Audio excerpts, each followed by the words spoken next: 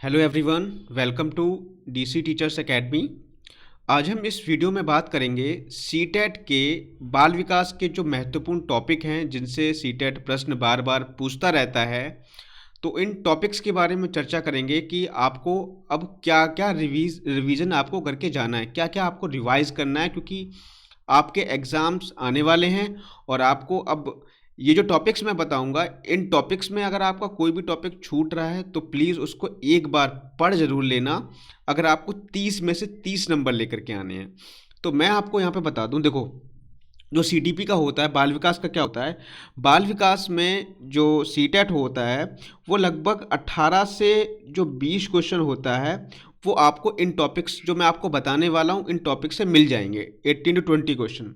और लगभग ये मान के चलो 10 से 12 क्वेश्चन आपके बिल्कुल कॉमन सेंस पे होते हैं। हालांकि वैसे तो पूरा पेपर ही कॉमन सेंस पे होता है, क्योंकि जिसकी जो पेडागोजी आती है वो आपकी कॉमन सेंस वाली होती है, ठीक है। तो कुछ टॉपिक्स, कुछ क्वेश्चन जो होते हैं आपके सीडीपी के टॉपिक्स से भी आते हैं। इन टॉपिक्स के बारे में हम चर्चा करेंगे। 18 से 20 क्वेश्चन ऐसे होंगे जो आपके इन टॉपिक से आपको मिलने वाले हैं। बहुत ही आसान पेपर होता है। बाकी 10 से 12 क्वेश्चन में आपको अपना दिमाग लगा लेना है, और इन दिमाग से बस आपको एक तरीके से बच्चे के प्रति अपना पॉजिटिव एटीट्यूड रखना है, ठीक है। तो अगर ये पॉजिटिव एटीट्यूड आपका रहा बच्चे के प्रति, तो आप ये मान के चलो सारे क्वेश्चन कर ले जाओगे, कोई भी क्वेश्चन नहीं छूटेगा। बाकी जो आपके कंसेप्चुअल क्वेश्चन है वो आपको इन टॉपिक से मिल जाएंगे, ठीक है। और आपको करना क्या है, अगर आपको वीडियो अच्छा लगे तो एक बार लाइक कर देना, एक बार वीडियो को शेयर जरूर कर देना जिस भी आप स्टडी ग्रुप में जुड़े हुए हो। और अगर आप चैनल पर नए हो तो प्लीज़ चैनल को सब्सक्राइब जरूर कर देना, ठीक है। बढ़ते हैं आगे। देखिए, पहला जो टॉपिक है वो है वृद्धि एवं विकास। वृद्धि एवं विकास से आपके 1 से 2 प्रश्न हर बार आते हैं और इस बार भी आएंगे, 100% आएंगे। और बेसिकली यहाँ पे जो प्रश्न बनता है वो विकास से बनता है, ठीक है। विकास से, विकास के सिद्धांत कई बार पूछे गए हैं, जैसे आपका विकास की दिशा का सिद्धांत, मस्तकादोमुखी सिद्धांत, सुरोपदामुखी सिद्धांत, ये जो आपका कई बार पूछा गया है, ठीक है। तो इन सिद्धांतों के बारे में पढ़ लेना है। विकास के जो सिद्धांत है वो आपके लिए इंपॉर्टेंट है। आगे हम बढ़े, वंशानुक्रम एवं वातावरण। वंशानुक्रम एवं वातावरण एक ही सिक्के के दो पहलू हैं, ठीक है। अगर आपको ऑप्शन में ये ध्यान रखना है, देखो आपको कोई भी क्वेश्चन पूछे, किससे, वंशानुक्रम और वातावरण से अगर कोई भी प्रश्न पूछता है और उसमें आपका केवल वंशानुक्रम ऑप्शन दिया हो या केवल वातावरण ऑप्शन दिया हो, या इसमें वंशानुक्रम एवं वातावरण दोनों ऑप्शन दिए हों, ठीक है। समझ रहे हैं मेरी बात को। ऑप्शन ए वंशानुक्रम, ऑप्शन बी वातावरण, ऑप्शन सी वंशानुक्रम एवं वातावरण, तो आपका दोनों वाला जो ऑप्शन होगा वो हमेशा सही रहेगा। इस बात पे आपको ध्यान रखना है। वंशानुक्रम और वातावरण दोनों ही को हम एक साथ पढ़ते हैं, एक के बिना दूसरा पॉसिबल है ही नहीं, तो ये चीज़ आपको ध्यान रखना है, ठीक है। तो वंशानुक्रम एवं वातावरण, यहाँ पे आपको वंशानुक्रम के कुछ सिद्धांत भी पढ़ लेने हैं। हालांकि मैं ज़्यादा डिटेल्स अभी नहीं पढ़ा सकता क्योंकि आपके पास टाइम है कम, आपका बस अभी इस टाइम रिवीजन चल रहा होगा। और सीटेट मान के चलिए बहुत ही आसान पेपर आता है, यूपी टेट के चक्कर में अभी बिल्कुल भी ना पढ़ें, ठीक है। जिनका यूपी टेट, जिनका पहले से क्वालिफाई है वो यूपी टेट को कर सकते हैं, लेकिन जो फर्स्ट टाइम एग्जाम दे रहे हैं तो वो अभी सीटेट पे फोकस करें, ठीक है। आगे बढ़ें। अगला देखिए, कोहलबर्ग। कोहलबर्ग का जो नैतिक विकास का सिद्धांत इन्होंने दिया है कोहलबर्ग ने, तो नैतिक विकास के सिद्धांत में इनकी तीनों अवस्थाएं अच्छे से पढ़ लेना भैया, तीनों अवस्थाएं इनकी अच्छे से पढ़ लेना। और इनकी तीनों अवस्थाओं की एक अंदर जो थ्योरी दी हुई होती है ना, वो भी अच्छे से पढ़ लेना, ठीक है। तो ये चीज़ ध्यान रखना।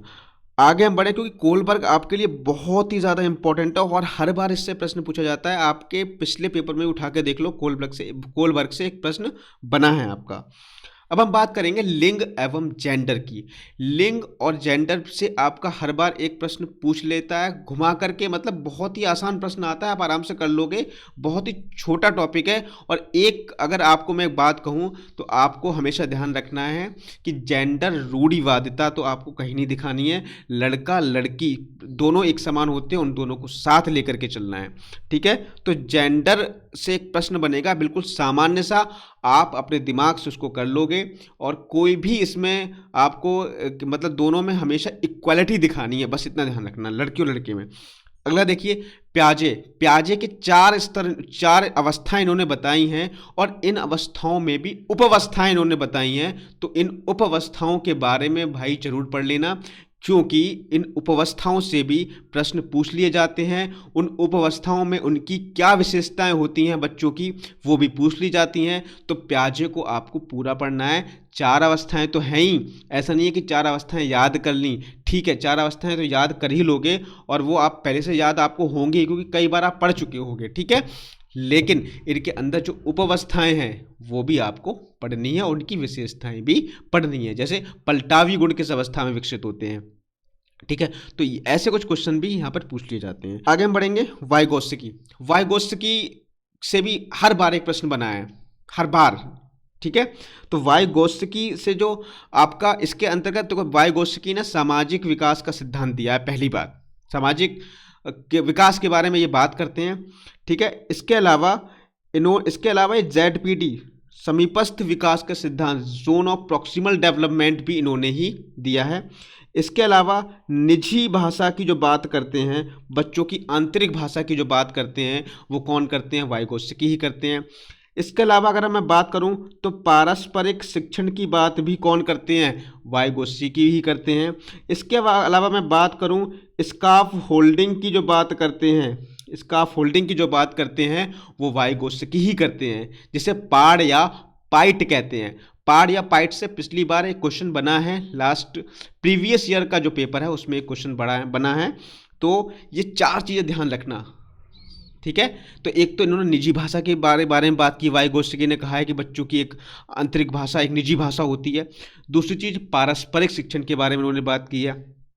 तीसरी चीज़ स्काफोल्डिंग के बारे में बात की है। चौथी चीज़ जोन ऑफ प्रॉक्सिमल डेवलपमेंट यानी समीपस्थ विकास के सिद्धांत के बारे में वाइगोत्स्की बात करते हैं। तो ये टॉपिक्स आप पढ़ लेना, अभी इतना टाइम है नहीं आप लोगों के पास में कि मैं आपको एक डिटेल में समझाऊं। हालांकि अभी आपका जब सुपर टेट की तैयारी आप लोग करोगे तो इस चैनल से आप जुड़े रहिए, सारे टॉपिक्स डिटेल में करवाए जाएंगे आपको, ठीक है। अगला जो आता है आपका वो है मूल्यांकन एवं मापन। मापन और मूल्यांकन से भी आपके 1 से 2 प्रश्न सीटेट में हर बार बनते हैं। तो इसमें आपको क्या पढ़ना है, इसमें आपको पढ़ना है मापन के बारे में, मापन क्या होता है, मापन और मूल्यांकन में अंतर क्या होता है, ठीक है। और आपके मूल्यांकन के प्रकार के बारे में पढ़ना है आपको, जैसे आपका संरचनात्मक मूल्यांकन है, योगात्मक मूल्यांकन है, ठीक है। ये सब मूल्यांकन के बारे में पढ़ लेना है। इसके अलावा मूल्यांकन की विशेषताओं के बारे में पढ़ना है, जैसे विश्वसनीयता, वैधता, जो विशेषताएं हैं इनके बारे में आपको पढ़ लेना है। बस इतना ही पढ़ना है आपको, मापन एवं मूल्यांकन से बहुत ज़्यादा डिटेल में नहीं जाना है, बेसिक चीज़ें पढ़ लेनी है। और इसमें आपके बेसिकली प्रश्न मतलब बन जाता है कि जो है आपके प्रश्नों के प्रकार के बारे में, जैसे बंद अंत वाले प्रश्न, खुले अंत वाले प्रश्न, इस प्रकार के क्वेश्चन भी आपसे पूछ लेता है। जैसे इसमें एक क्वेश्चन दे देगा, जैसे पेड़ों के कोई 5 लाभ लिखो, तो पूछ लेगा ये कौन सा प्रश्न है, ये बंद अंत वाला प्रश्न है या खुले अंत वाला प्रश्न है, इसमें चिंतन किस प्रकार का हो रहा है, अभिसारी चिंतन हो रहा है या अपसारी चिंतन हो रहा है। तो ऐसे भी प्रश्न आपसे पूछ लिए जाते हैं मापन एवं मूल्यांकन में। तो ये आपको पढ़ना है डिटेल में। अगर आपको कहीं दिक्कत आ रही है, किसी भी टॉपिक पर आपको वीडियो चाहिए, तो आप नीचे कमेंट कर देना, मैं आपको वो टॉपिक पढ़ा दूंगा, ठीक है। आगे हम बढ़ते हैं बुद्धि के सिद्धांत के बारे में, मोस्ट इंपॉर्टेंट टॉपिक। और बुद्धि के सिद्धांत में आपको कौन कौन से सिद्धांत आपको मेनली पढ़ने हैं, तो आपको ध्यान रखना मुख्य रूप से आपको 3 सिद्धांत पढ़ने हैं। हालांकि एक बार सभी बुद्धि के सिद्धांतों का ओवरव्यू ले लेना कि कौन सा सिद्धांत किसने दिया और क्या कहा है।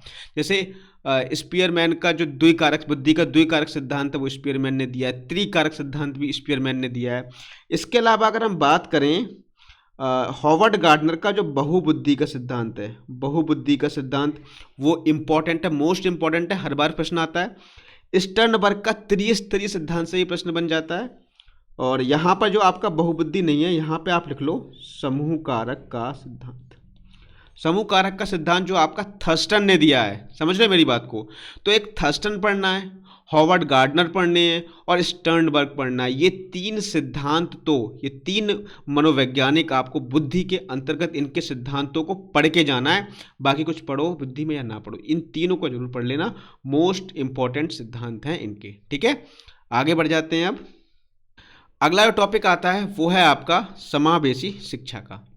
समावेशी शिक्षा बहुत ही आसान है, बस जो भी टॉपिक जिस किसी भी बुक में दिया हो या आपके नोट्स में कहीं पर भी हो, एक बार समावेशी शिक्षा के बारे में ओवरव्यू ले लेना, बहुत आसान टॉपिक, ज़्यादा आसान नहीं है। पठन विकार, ठीक है, पठन विकार के बारे में पढ़ना है।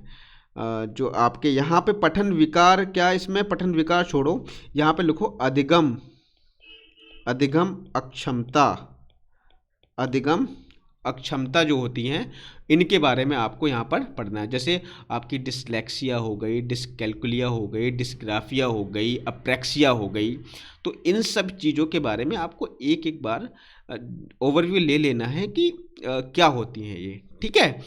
और मोस्टली इसमें अब देखा जाए तो अधिगम अक्षमता में आपका अगर आया इसमें बाल विकास में, तो पठन विकार बहुत ज़्यादा आता है, पठन विकार। और गणित में अगर पूछा तो आपको डिसकैल्कुलिया पूछ लेंगे गणित की पेडागोजी में, तो ओवरव्यू सबका ले लेना है, ठीक है।